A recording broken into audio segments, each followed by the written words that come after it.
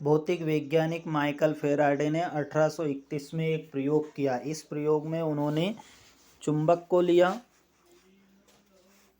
कुंडली को लिया और इस प्रकार से धारा को निर्देशित करने वाले या फिर धारा को दिखाने वाले उपकरण को इस कुंडली में उन्होंने इस प्रकार से जोड़ दिया है, जैसा हम चित्र में देख पा रहे हैं। अब हम एक जैसे माइकल फैराडे ने प्रयोग किया था उसी प्रकार से हम इस प्रयोग को देखते हैं। उन्होंने क्या किया था कि जो चुंबक है उसको इस प्रकार से गति करवाया था। इस प्रकार से उन्होंने चुंबक को गति करवाया था तो उन्होंने देखा कि जो बल्ब है वह प्रकाशित होने लगता है या ऑन होने लगता है इस प्रकार से, और जब वो चुंबक को रोक देते हैं तो बल्ब जलना बंद कर देता है, अर्थात धारा जो है प्रवाहित हो रही थी वो बंद हो जाती है। फिर दोबारा उन्होंने चुंबक की गति करवाई तो दोबारा धारा प्रवाहित होने लगी।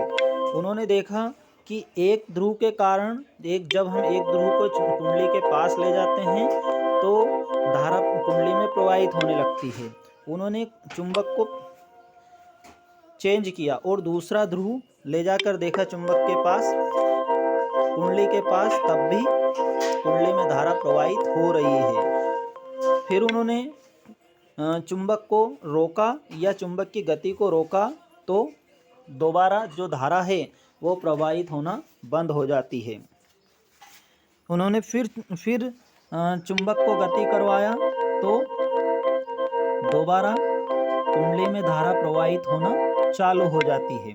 इस प्रकार से इन सभी प्रयोगों को उन्होंने देखते हुए दो नियम दिए जिनको फैराडे का विद्युत चुंबकीय प्रेरण का नियम कहते हैं।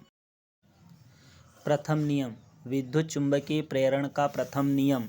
जब किसी बंद परिपथ से गुजरने वाले चुंबकीय फ्लक्स में परिवर्तन होता है तो परिपथ में एक प्रेरित विद्युत वाहक बल उत्पन्न हो जाता है, जिसके कारण परिपथ में प्रेरित धारा प्रवाहित होने लगती है। यह धारा केवल तब तक बहती है जब तक कि चुंबकीय फ्लक्स में परिवर्तन होता रहता है। इसी प्रकार से इन्होंने दूसरा नियम भी दिया है। दूसरा नियम है विद्युत चुंबकीय प्रेरण का दूसरा नियम। प्रेरित विद्युत वाहक बल का मान चुंबकीय फ्लक्स में परिवर्तन की दर के अनुक्रमानुपाती होता है।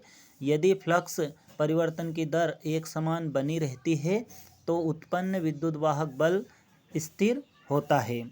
इस दूसरे नियम को इस प्रकार के फॉर्मूले से दर्शाते हैं।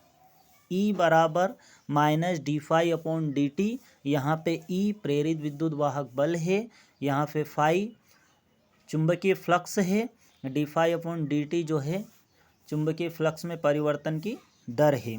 यहाँ पे जो ऋण चिन्ह है यह ऋण चिन्ह इस बात का प्रतीक है कि विद्युत वाहक बल जो है चुंबकीय फ्लक्स में परिवर्तन की दर का विरोध करता है। Thank you.